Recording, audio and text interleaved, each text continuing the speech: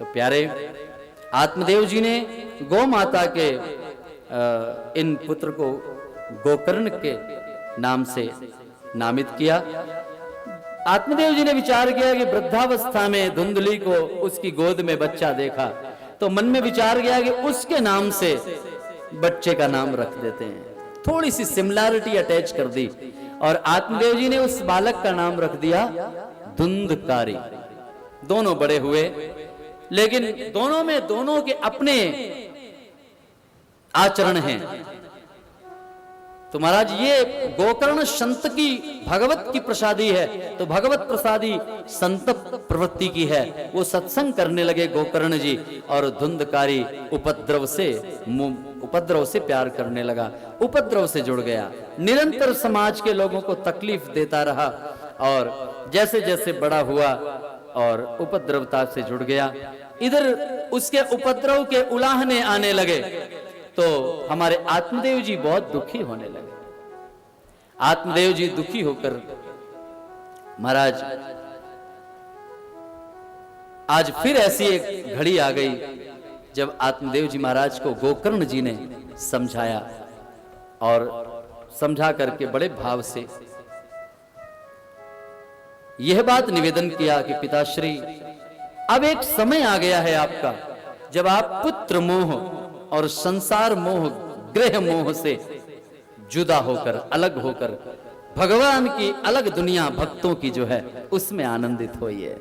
और बड़ा सुंदर भाव यहाँ पर गोकर्ण जी उपदेश कर रहे हैं। आइए 2 मिनट में बड़े प्यार से इस बात को समझिएगा। और यह बात खास तौर पर जो 50 के ऊपर जिंदगी जी रहे हैं उनको समझना आवश्यक है। बोलो जय श्री कृष्ण।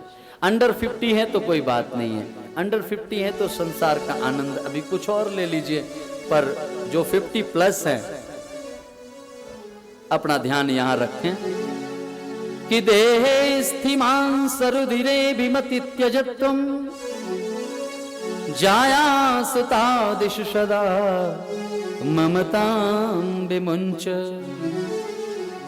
पश्यानिशं जगदिदं क्षणभंगुनिष्ठं वैराग्य राग रसिको भवभक्ति निष्ठ।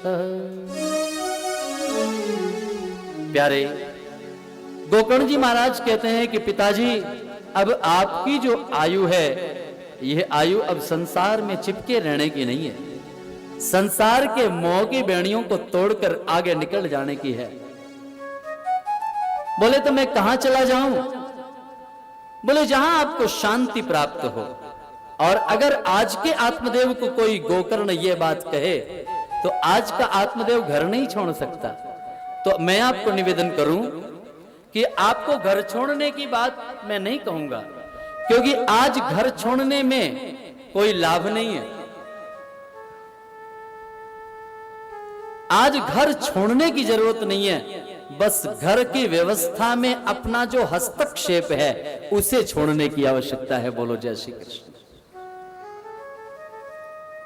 क्योंकि घर के अंदर हस्तक्षेप से आप दूर हो जाओ तो घर छोड़ने से ज्यादा बड़ी बात है।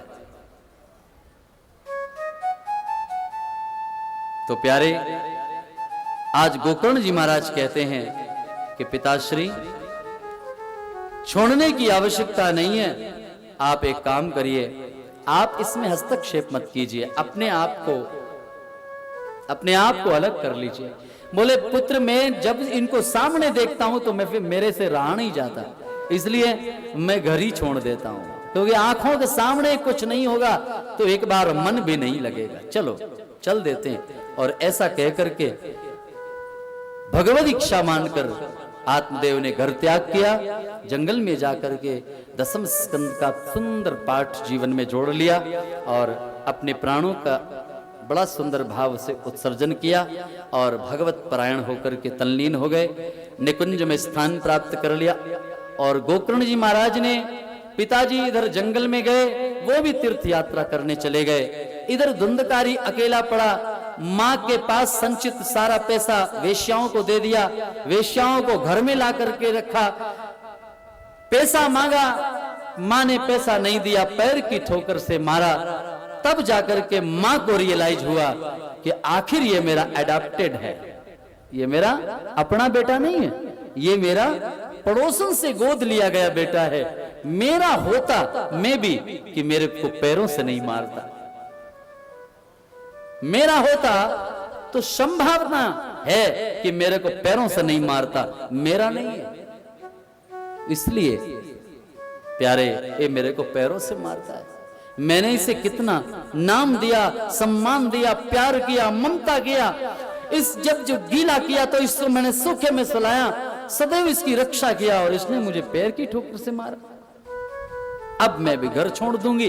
घर छोड़ दिया।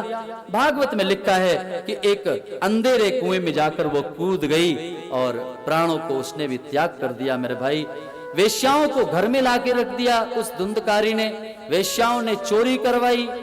राजा की संपत्ति को देखकर मन में विचार आया वेश्याओं के कि ये संपत्ति एक ना एक दिन पकड़ी जाने वाली है, पकड़े जाने पर मेरा नाम आएगा, तो मेरा नाम केवल और केवल ये धुंधकारी जानता है, जो मेरा नकली आशिक है। वेश्याएं किसी को प्रेम नहीं करती, वेश्याएं तो झूठी होती हैं, वो केवल पैसे को प्रेम करती हैं। और उन्होंने धुंधकारी को मार दिया और गड्ढा खोद करके उसी के घर में उसको दफन कर दिया। धन उठा करके भाग गई।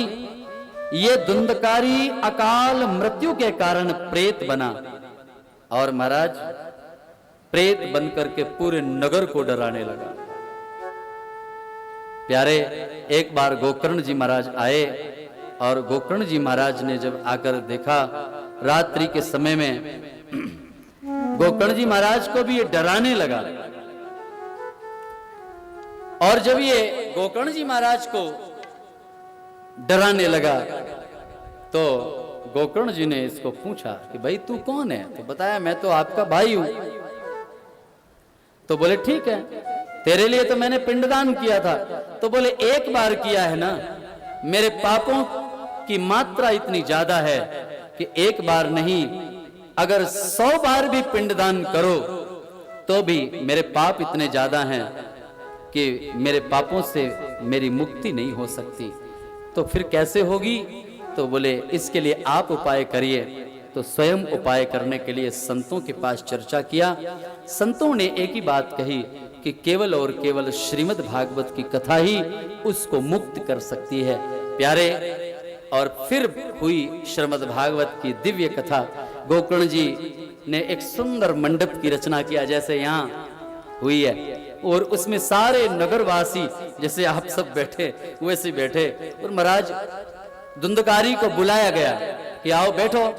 तो धुंधकारी प्रेत योनि में है तो इसलिए बैठ नहीं सकता। तो कथा में जो बैठ नहीं सके, कथा में जिसका बैठने का मन नहीं करे, समझ लेना उसके अंदर मतलब सीधी सी गणित है कि अगर जिसका मन कथा में बैठने को नहीं करे, समझना उसके अंदर। जय श्री कृष्ण। आप बड़े समझदार हैं, इसलिए कुछ तो हमें इशारे में ही समझा देना रहता है। तो आइए, बड़े भाव से गोकर्ण जी ने परम पावन दिव्य ज्ञान उस धुंधकारी को और उपस्थित श्रोताओं को सुनाया।